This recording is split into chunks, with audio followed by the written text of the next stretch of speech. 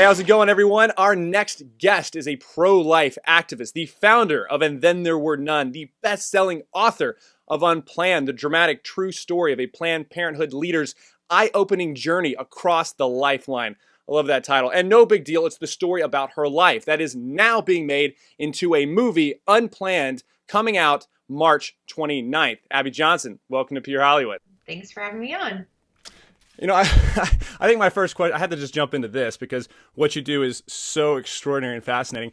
How does it feel to proudly be on Planned Parenthood's version of FBI's Most Wanted list? Like, if there were terrorist cards in the break room, you would be the ace of spades. So what is that like for you? Yeah, it feels pretty good. I've always been a fighter. So, you have to do the right thing and fight for what's right. And they're on the wrong side of history. And it's good to be on the right side. Absolutely. Does it carry like a certain amount of stress, though? Is your husband sometimes worried? Because I know for me, talking for some people that may be pro-choice activists or abortion activists or whatever, it gets super heated and you're on the front line. So does it ever get kind of nerve-wracking for you? Not for me. I've told my parents, I've told my family and my husband, like, don't Google my name. Don't look anything up about me. Don't read Facebook comments. That's like, tough. That's hard. Stay away from it, and they pretty much abide by that. So that helps. That does. Yeah, pretty much just staying off Facebook and Twitter always kind of helps. Social media is just like a trash heap, so don't even go on it. I 100% agree with that. It's so interesting for me, and I'd love to pick your brain on this because I'm out here in Los Angeles, which is it's like the New York of the West Coast. So, and as someone who has gone a full 180 in their views on abortion, I was curious if it's more of a devotion to the beliefs of women's health and issues that draw in so many abortion activists, or is it more ignorance to the science and what really happens? That's a good question, actually. I think 10, 15 years ago, it was more about, well, we don't really know what's in the womb. It's just a blob of tissue. It's just fetal matter. Now I feel like we've sort of moved on into maybe a new area of depravity where we say, no, we know it's a human being. We know that it's a life. We know that abortion is taking that life, but it's our right to do it. And to me, the ignorance holds so much less culpability than someone who says, oh, I know exactly what it is, and I'm okay to impose my rights over the rights of this other human being. It is wild, and I have seen more of a stir of that as well, just people getting more and more passionate about it. And I've also seen the other side of it out here with my friends who literally know nothing about what happens because the information is so scuttled. Like, when you read every article in mainstream media just praising Planned Parenthood and how only 3% is abortions, which is a total lie. Like, is it, do you hold the media more culpable, or is it more just the people who are actually doing this, like Planned Parenthood and other organizations? I think the media is a huge, huge part in it. If you say a lie enough, people will begin to believe it, any lie. And that's how slavery was, that's how slavery arose, was that, well, these human beings aren't actually human beings. I mean, in order for things like the Holocaust, abortion, slavery to exist, you have to dehumanize the entire culture of people and treat them as non-persons. And so that's what we've done. And the media has absolutely fueled it by continuing to repeat this false narrative, these false talking points that we all know are BS. Okay. Like, we all know it's a lie, but they keep saying it over and over again. And when you say it enough times, people just believe it's true.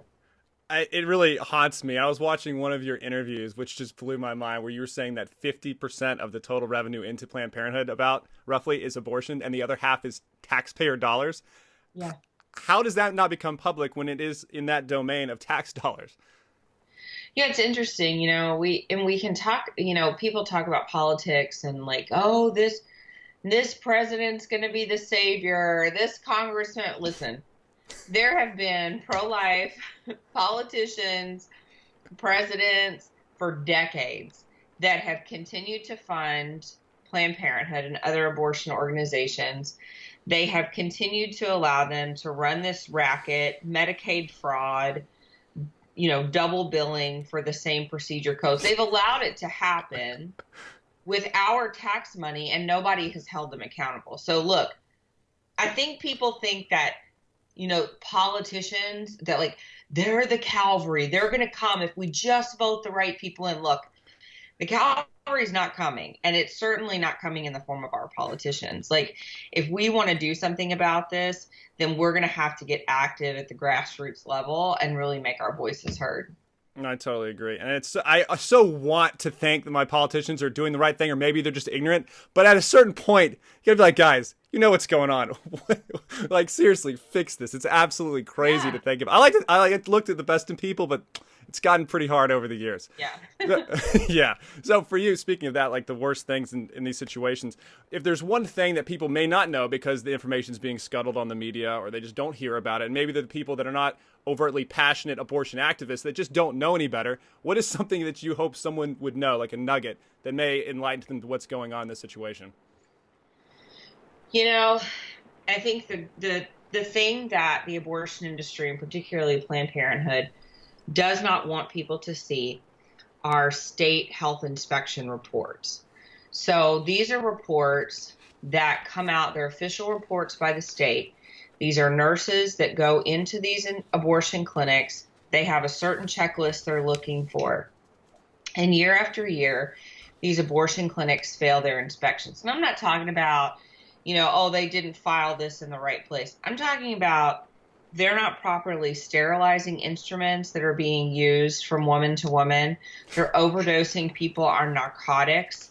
One clinic had a rat hole where they could see rats coming in and out of the room where they're actually performing abortions. Like, this is disgusting, okay?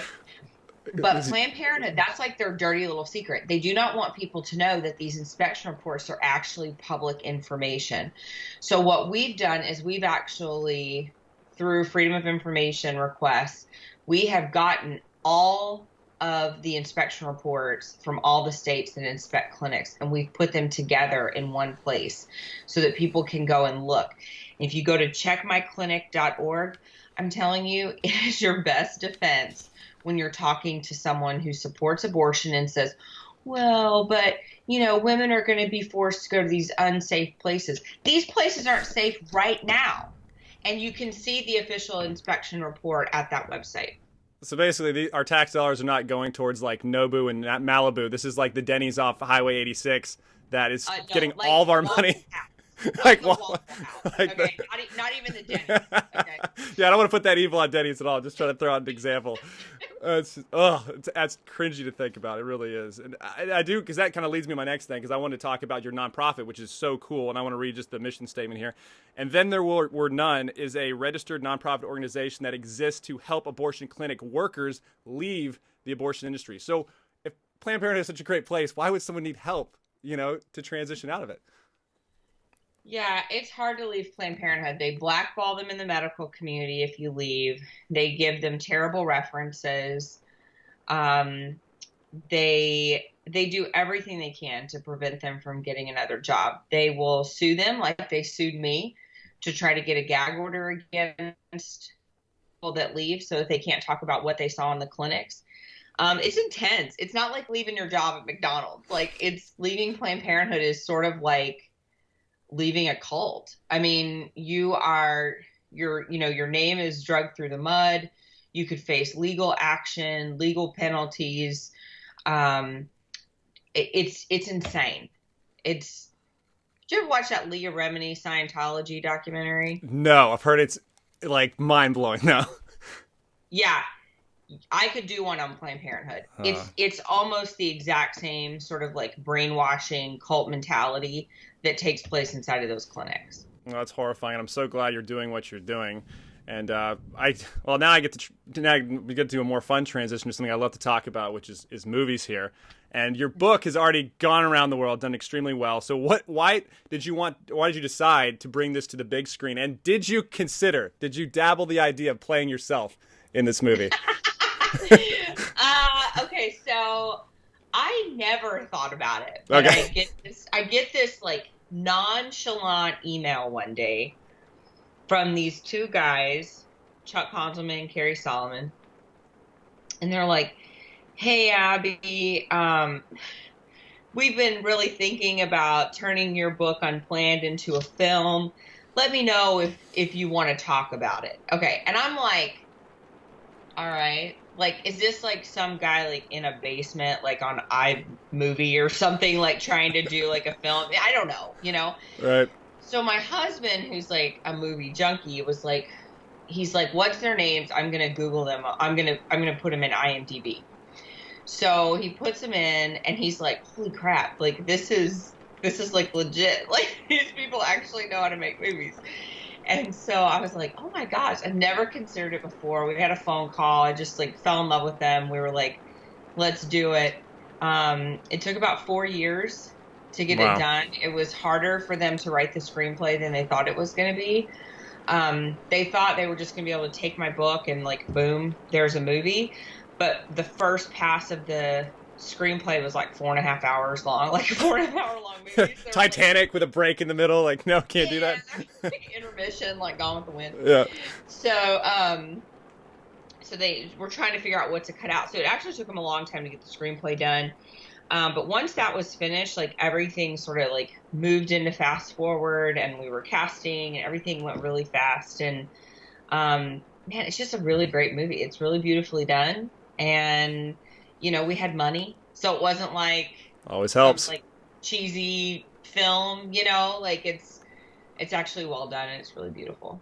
So how much input did you have in the story, and did you make sure that your character was always backlit, had the funniest jokes, wore a cape when she jumped in there and saved the day at Planned Parenthood? Like, how much input did you actually have on it? They sent me the screenplay. They said, "We want you to tell us anything you want us to change." It was really close to perfect. There were only a couple things, little minor changes. Everything was great. I never considered playing myself. I'm no actress. We did consider putting me in it, like as a cameo, but they were like, "We feel like that would be really distracting," and people would be like, "Oh, look, there's Abby Johnson," then they aren't focused on what's going on in the scene. So anyway, I'm not in it at all. But I'm curious. I know you've done screenings, because this always happens with these as they're leading up to it. And what has been the feedback so far from the secular critics? Because I was in LA covering Gosnell when it first started getting reviewed, and specifically NBC's scathing review of Gosnell. And then it turns out they actually enlisted someone who in their actual profile said they were an abortion fanatic. And so they had that girl do their review for Gosnell. And I was like, not biased, yeah. So how has it been for you guys taking this kind of heat? So far everything has been really positive. I do have a friend who's a pretty well-known pro-choice author, and we were at this event. I was like, "Look, they're doing screenings, go out there and see the film." So she went up there to see it. She comes back down like, I don't know, like 5-10 minutes later. And I said, "Could you not find it?" And she's like, "No." She's like, "I found it." She's like, I couldn't watch it. I had to walk out. And I was like, "Why?" And she was like, I just couldn't see that. I didn't want to see that." And I was like, "But don't you want to know like what you support? Like, how is that helpful if you just like put your head in the sand?" Aren't you an author on this topic? Yeah, like, aren't you supposedly an expert like on abortion? Like, don't you? And she's like, I know. I just can't watch it." So yeah, it's been sort of interesting. We've had a whole group of our former abortion workers that's part of our ministry watch it. They all loved it.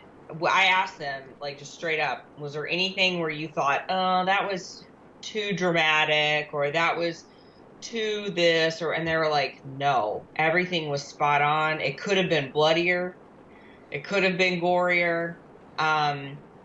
but everything was really spot on. So I love when movies don't address the same topic the same way. And when I watched Gosnell, they purposely didn't show a lot of the stuff. It was like almost minimal, and it was still horrifying. And I know, because I know some of the actors and actresses in this project, that no punches were pulled. So I can't wait to see what the reaction is going to be. And for you personally, what do you hope people's takeaway from the movie is going to be, just the common viewer? yeah, I hope I hope their eyes are just opened. I think the bulk of our society, I mean, look what's happening. We've got New York passing abortion bills so that you can kill a baby up till birth.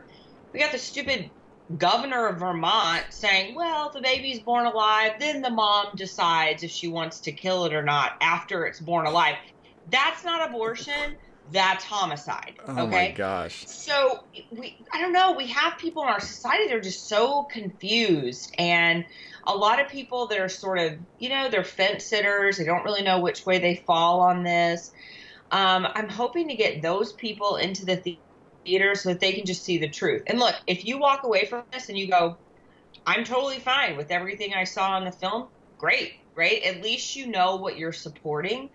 But I think that truth is really powerful, and I think that if you are going to be a cheerleader for a particular cause, you ought to know what you're actually supporting. Awesome. Fantastic. Thank you so much for taking the time, and everyone watching. You can follow Abby Johnson at the Twitter, at Abby Johnson. She's not blue check mark, but of course she wouldn't be. And you can also go. Why can't I get the stupid check mark? Hey. I've applied like 1,500 times. Yes. I can't get the check mark. So just look for Abby Johnson's face with the Fox News under it. You'll find her. It's unbelievable. You can also go to abbyjohnson.com, get Unplanned the book on Amazon to hear her incredible backstory, and watch the movie Unplanned, coming out March 29th. Abby, thank you so much. Thanks. Did you enjoy that video? Of course you enjoyed that video. So now you need to become a premium member to the Rebel. That way you have first access to Pure Hollywood and the entire Rebel lineup.